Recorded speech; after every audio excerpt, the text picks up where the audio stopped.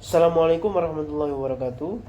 Jadi di sini kami dari kelompok 7 memberikan penjelasan mengenai cara menggunakan. Jadi di sini kami mengambil 3 variabel x dan 1 variabel y, yang dimana variabel x1 itu adalah lingkungan kerja. Regresi linear berganda dengan menggunakan aplikasi SPSS dan interpretasinya seperti itu. Jadi di sini kami mengambil 3 variabel x dan 1 variabel y, yang dimana variabel x1 itu adalah lingkungan kerja. Terus x2 yaitu kompensasi. Terus yang terakhir yaitu self efficacy. Oke, langsung saja setelah kita melakukan turun lapangan untuk mengumpulkan responden, kita berhasil mengumpulkan 40 responden posisi atau karyawan di PT Indomaret Prisma Tamas cabang UPN itu mulai dari posisi karyawan mulai dari posisi kasir, terus UP, manajer area, manajer cabang, dan lain sebagainya. Jadi kita berhasil mendapatkan data 40. Baik, kita akan menuliskan variabel pada aplikasi SPSS. Yang pertama kita tulis adalah ada berapa indikator yang ada pada setiap variabel. Untuk x1 itu kan ada 3 variabel, ada indikator, 3 indikator. Maka kita tulis x1, x2, x1 1, x1 2 dan x1 3. Untuk x2 itu ada 4 indikator, berarti kita akan tulis x2.1 sampai x2.4. Misalnya yaitu variabel x3, karena hanya ada 3 indikator maka ditulis 3.1 sampai 3.4, 3.3. Oke, yang terakhir adalah variabel y, dan variabel y itu ada 4 indikator maka ditulis y1 sampai y4. Untuk x1 sendiri kita tulis lingkungan kerja, ya kan? Terus untuk x2 kita tulis kompensasi. x2 kita tulis kompensasi. Terus x3 kita isi dengan self efficacy. Oke, kita isi dengan self efficacy. Terus yang terakhir adalah variabel y, kita tulis kinerja karyawan. Jadi kita bisa membedakan antara variabel x1, x2, x3 dengan y. Seperti itu.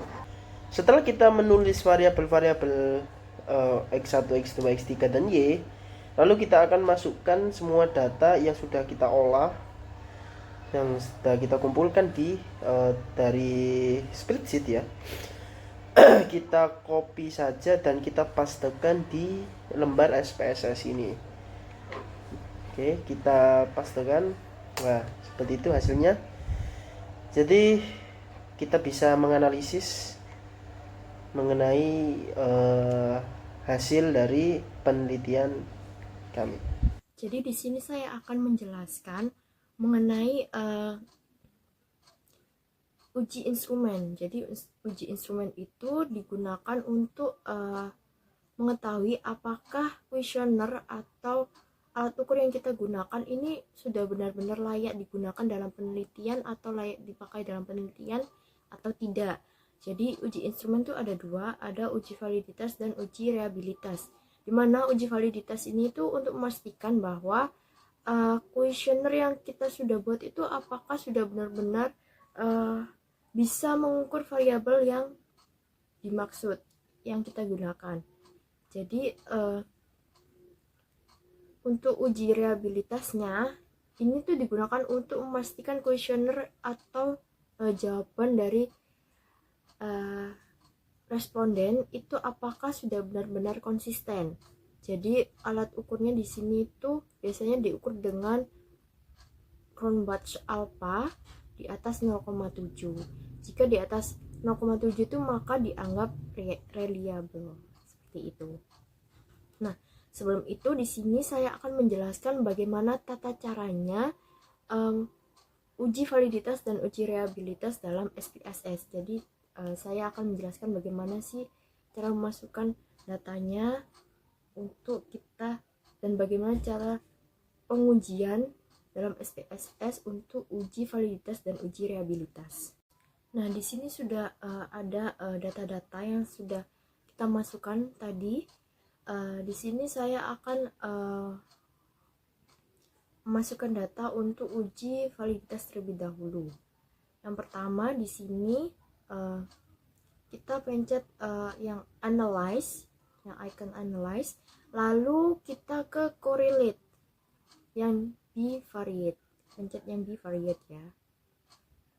Nah, di sini kita masukkan variabel x1.1 sampai lingkungan kerja. Jadi variabel lingkungan kerja ini tuh juga dimasukkan.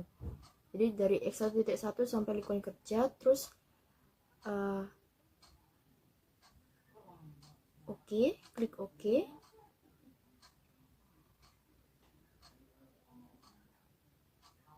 Nah, di sini juga bisa dilihat ya hasil dari uji validitas tadi. Nah, untuk yang kedua, kita akan uji reliabilitas. Nah, uji reliabilitas ini masih sama. Klik icon analyze, tapi kita pilih yang scale lalu reliability analysis. Nah, untuk uji reliabilitas ini tuh hanya dimasukkan x1.1 sampai x1.3. Jadi variabel lingkungan kerjanya tidak dimasukkan. Variabel lingkungan kerjanya itu akan dimasukkan pada skill label atau skala labelnya ya. Kita ketik lingkungan kerja. Nah, modelnya ini kita pilih alpha dan statistik. Lalu kita pencet oke. Nah, di sini juga sudah terlihat bagaimana hasil dari uji reliability dari variabel lingkungan kerja atau dari instrumen lingkungan kerja. Lalu setelah saya menjelaskan tata caranya bagaimana masukkannya di SPSS untuk uji validitas dan reliabilitas, di sini saya akan menjelaskan hasil dari uji validitas terlebih dahulu, di mana di sini sudah terpampang hasil uji validitas dari lingkungan kerja, di mana x1.1-nya itu totalnya 0,875, di mana ini sudah dikatakan di atas 0,3 dan sig-nya itu 0,000, di mana ini udah di bawah 0,5, maka bisa dikatakan bahwa ini tuh x1.1 itu signifikan. Dan untuk x1.2-nya percent correlation-nya itu 0,865, ini juga di atas 0,3 hasilnya, dan sig-nya 0,000, maka ini juga masih di bawah 0,5, maka bisa dikatakan x1.2-nya ini juga signifikan. Dan x1.3-nya percent correlation-nya itu 0,868, ini masih di atas 0,3, maka bisa dikatakan signifikan karena sig-nya ini juga 0,0000, masih di bawah 0,5.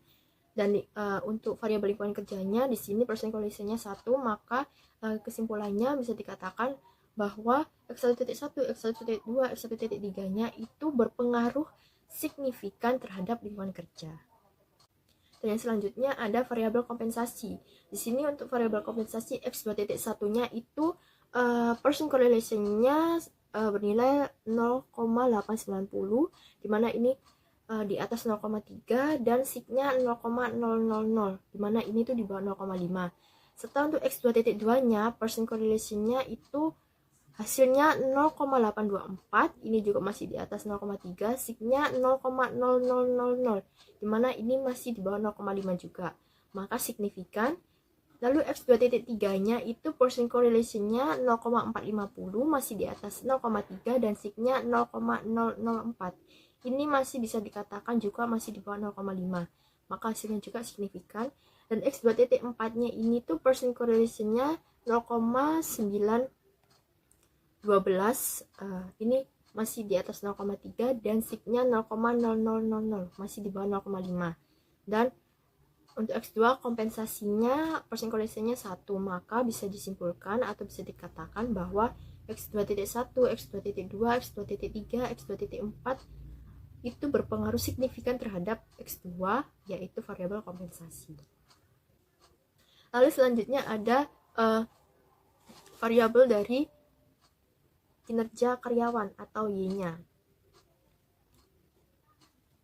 Nah, di sini bisa dilihat bahwa Y1 untuk percent correlation-nya itu 0,892, masih di atas 0,3, sig-nya 0,000, masih di bawah 0,5, maka signifikan. Y2-nya percent correlation-nya 0,864, masih di atas 0,3, lalu sig-nya ini 0,000, masih di bawah 0,5, signifikan. Y3-nya percent correlation-nya 0,455, masih di atas 0,3, serta sig-nya 0,003, masih di bawah 0,5. Y4-nya percent correlation-nya ini 0,912, masih di atas 0,3, dan sig-nya masih 0,000, masih di bawah 0,5, maka bisa dikatakan signifikan. Dan untuk variabel kinerja karyawan sendiri ini tuh percent correlation-nya 1, maka bisa dikatakan bahwa Y1, Y2, Y3, Y4 ini berpengaruh signifikan terhadap kinerja karyawan. Nah, setelah saya menjelaskan mengenai uji validitas, sekarang saya akan menjelaskan hasil dari uji reliabilitasnya terlebih dahulu. Yang pertama di sini ada instrumen lingkungan kerja atau variabel lingkungan kerja. Nah, bisa dilihat di sini Cronbach's alpha-nya itu 0,836. Jadi ini tuh Cronbach's alpha-nya masih di atas 0,7. Maka di sini bisa dibilang reliable. Kenapa bisa dikatakan reliable? Karena Cronbach's alpha-nya masih di atas 0,7. Dan selanjutnya di sini ada instrumen dari kompensasi atau variabel kompensasi. Di sini bisa terlihat juga Cronbach's alpha-nya 0,775 pas nih, atau bisa dikatakan 0,7 atau di atasnya 0,7. Jadi dia bisa dikatakan reliable karena hasil Cronbach's alpha-nya masih di atas 0,7. Nah, untuk selanjutnya itu instrumen dari self efficacy sendiri atau variabel efficacy. Di sini bisa dilihat Cronbach's alpha-nya 0,687. Nah, meskipun ini masih di bawah 0,7, 0,6 itu masih bisa diperbolehkan. Jadi meskipun dia masih di bawah 0,7, dia masih diperbolehkan karena dia masuk dalam 0,6.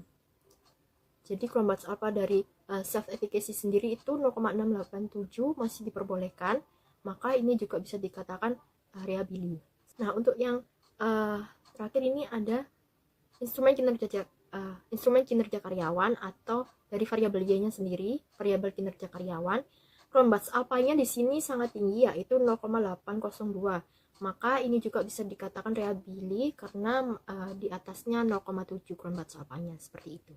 Selanjutnya kita ke uji asumsi klasik, di mana uji asumsi klasik adalah sebuah uji yang digunakan untuk menganalisis apakah model regresi berganda ini sudah sesuai atau tidak. Hal ini meliputi uji normalitas, heterokedastisitas, multikolineritas, dan autokorelasi yang digunakan untuk data time series. Nah, langkah pertama kita ke analyze, kemudian regression, kemudian klik linear. Nah, langkah selanjutnya masukkan 3 variabel independennya dan 1 variabel dependen. Kemudian kita akan mencentang pada bagian statistik. Yang pertama, kita akan mencentang Durbin Waston untuk mengetahui autokorelasinya. Walaupun di model ini kita tidak menggunakan autokorelasi. Selanjutnya kita ke mencentang colinearity diagnostis untuk mengetahui bagaimana asumsi multikolineritasnya. Kemudian kita akan mencentang pada bagian plotnya. Hal ini digunakan untuk mengetahui asumsi normalitas dan heterokedastisitasnya. Kita pilih spread untuk X-nya dan residual untuk kita cari normalitasnya. Kita pilih series sheet. Nah, kemudian kita klik centang histogramnya dan normal probability plot yang digunakan untuk mengetahui normalitas residual dari hasil regresi dan heterokedastisitasnya. Kemudian kita klik continue dan yang lain kita abaikan saja. Selanjutnya kita akan membahas hasil analisisnya. Yang pertama yaitu ada asumsi normalitas, di mana sebuah persamaan regresi memenuhi asumsi apabila data residualnya berbentuk lonceng. Di sini data sudah mendekati pola normal karena telah hampir mengikuti bentuk loncengnya. Namun masih terdapat beberapa data yang melebihi batas dan terdapat jarak atau kekosongan. Selanjutnya kita ke normal PP plot of regression. Nah, jika data asumsi normalitasnya terpenuhi, maka bentuk plotnya ini akan mendekati garis.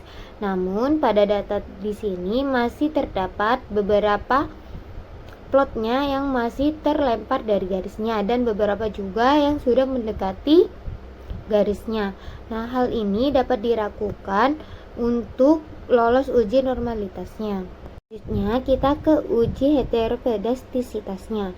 Mengetahui heterokedastisitas di sini kita bisa mengetahui dari scatter plotnya. Jika suatu scatter plotnya tersebar dan tidak berbentuk pola, maka dapat dikatakan terbebas dari heterokedastisitasnya. Nah, di sini kita dapat lihat bahwa datanya terlihat menyebar dan dapat disimpulkan hal tersebut memenuhi atau sudah terhindar dari heterokedastisitasnya. Nah, selanjutnya kita ke uji multikolineritas. Nah, hal ini untuk melihat apakah ada hubungan variabel independen dan dependennya. Ketika ada hubungan multikolineritas, maka dapat dikatakan tidak memenuhi uji multikolineritas dan nanti akan cenderung menghasilkan bias dalam persamaan regresinya. Nah, untuk mengetahuinya kita dapat melihat dari nilai toleransinya di mana harus di atas 0,1. Kita ketahui bahwa hasilnya masing-masing di sini berada di atas 0,1 yaitu 0,9 sehingga dapat dikatakan memenuhi, dan hal ini juga dapat dilihat dari VIF-nya yaitu yang harus memenuhi di bawah dari 3. Di sini dapat dilihat bahwa hasilnya 1, hal ini dapat dikatakan memenuhi. Oke, yang terakhir adalah analisis regresi, di mana analisis regresi itu bertujuan untuk mengetahui seberapa besar pengaruh antara X1, X2, X3 secara simultan ke ke Y dan juga mengetahui seberapa besar pengaruh X1, X2, X3 secara parsial terhadap Y. Jadi kita akan menganalisisnya di SPSS. Sebelum itu kita lanjutkan untuk cara caranya. Ya, pertama itu kita regression, terus kita pencet yang linear. Nah, karena tadi sudah dibuat uji asumsi klasik, karena berbeda dengan settingan uji regresi, maka kita reset terlebih dahulu. Jadi kita reset, kita masukkan lagi variabel independennya X1, X2, X3. Oke, kita masukkan. Lalu kita masukkan variabel dependent atau variabel Y. Oke, nah untuk analisis regresi itu kita langsung saja untuk klik OK, karena kita tidak sedang melakukan uji asumsi klasik. Jadi kita hanya melakukan uji regresi. Jadi kita Oke, nah ini hasilnya. Jadi menurut hasil di uji regresi ini, yang pertama kita lihat yang R-square. Ya kan, bisa dilihat R-square itu nilainya adalah 0,599. Nah, jadi ketiga variabel ini itu memang pengaruh kinerja yang tinggi dipengaruhi oleh ketiga variabel ini sebesar 59,9%. Nah, untuk variabel-variabel yang lainnya itu 40,1% itu dipengaruhi variabel yang lain. Mungkin karena ini kita perusahaan retail, kinerjanya mungkin lebih baik ketika diberikan motivasi kerja yang tinggi, atau mungkin gaya kepemimpinan bisa jadi. Jadi semakin gaya kepemimpinan itu semakin cocok dengan karyawan-karyawan yang ada di situ, maka kinerja mereka akan membaik. Belum tentu dengan adanya lingkungan kerja yang baik itu kinerjanya baik. Nah, seperti itu. Jadi sebesar 59,9% itu dipengaruhi oleh ketiga variabel ini. Dan 40,1% dijelaskan oleh variabel-variabel yang sudah saya jelaskan tadi ya. Bisa jadi beban atau gaya kepemimpinan dan lain sebagainya. Oke. Kita lanjut